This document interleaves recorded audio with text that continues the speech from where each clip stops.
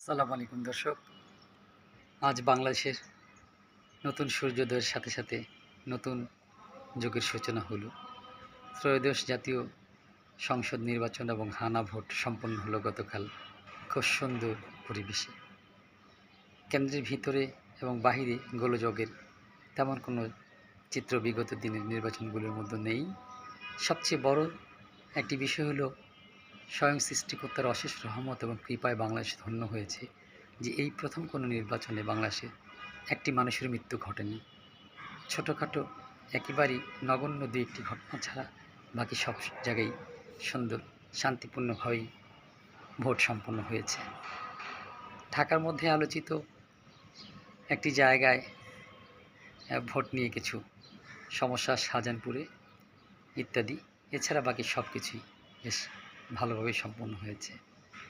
আশা করি ভোট কেন্দ্রের মধ্যে যারা কাজ করেছে তাদের থেকে যতটুকু সংবাদ পেয়েছি তাতে দেখা গেছে পাশাপাশি বসে আমাদের বিএনপি এবং জামাত এবং অন্যান্য দলের এজেন্টরা হাসিমুখর পরিবেশে নিজেদের কার্য সম্পাদন করেছে এবং ভোট গণনায় একে অপরকে সহযোগিতা করেছে এবং হাসিমুখে ভোট কেন্দ্র থেকে বাইরে এসেছে।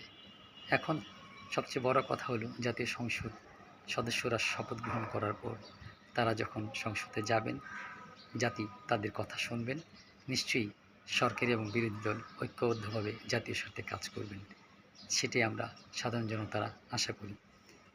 এই নির্বাচনে একটি বিষয়, জামাতের মতো একটি দল এত পপুলার ভোট পাবে, কোনো কেন্দ্রে বুথের মধ্যে জামায়াত বিএনপির প্রার্থীর চেয়ে বেশি ভোট পেয়েছে, আবার অনেকগুলোতে কম পেয়েছে।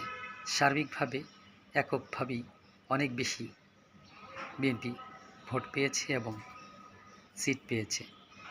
কিন্তু অন্যান্য সময়ের মতো যদি হতো জামাত, তো তাহলে এত ভোট পেত না এবং এতগুলো সিটও পেত না।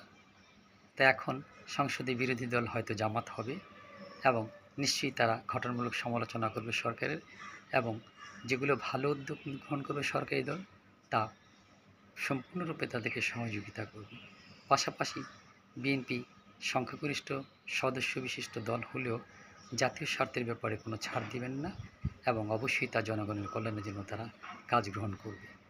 আর বাকি পুরোটার সময় তারা একে অপরকে সহযোগিতা করবে যাতে বাংলাদেশের জনগণ সত্যিকারের গণতান্ত্রিক চর্চায় সবসময় নিজেরা অব্যাহতভাবে একসাথে মিলেমিশে কাজ করতে পারে।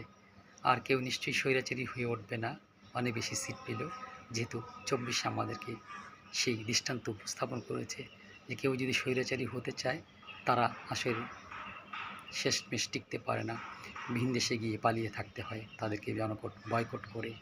ইনশাল্লাহ আমরা আশা করব সেরকমটি হবে, কেউ সেরকম স্বৈরাচার হয়ে উঠবে না। আর বাংলাদেশ একটি মুসলিম সংখ্যাগরিষ্ঠ দেশ, এখানে অন্যান্য ধর্মের সকল বাসিন্দারা সহ আমরা একসাথে মিলেমিশে বাস করব, এটাই ইসলামের শিক্ষা।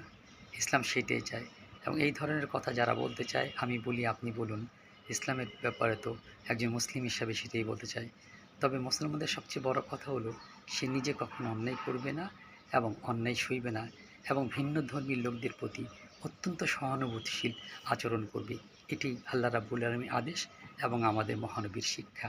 সে ব্যাপারে যদি যে কোনো দলে এই ধরনের কথাগুলো তাদেরকে অন্য কোনো ট্যাগিং দিয়ে তাদেরকে দূরে সরিয়ে রাখার, তাদেরকে ঘৃণা করার কোনোই কারণ থাকতে পারে না, যেটা অনেকের মধ্যেই দেখা যায় যে এইটা সেটা করে দলকে, দেশকে, বিভিন্ন দলকে বিভক্ত করে রাখতে চায়। আমরা সবাই বাংলাদেশি, আমরা সবাই একসাথে মিলেমিশে কাজ করব।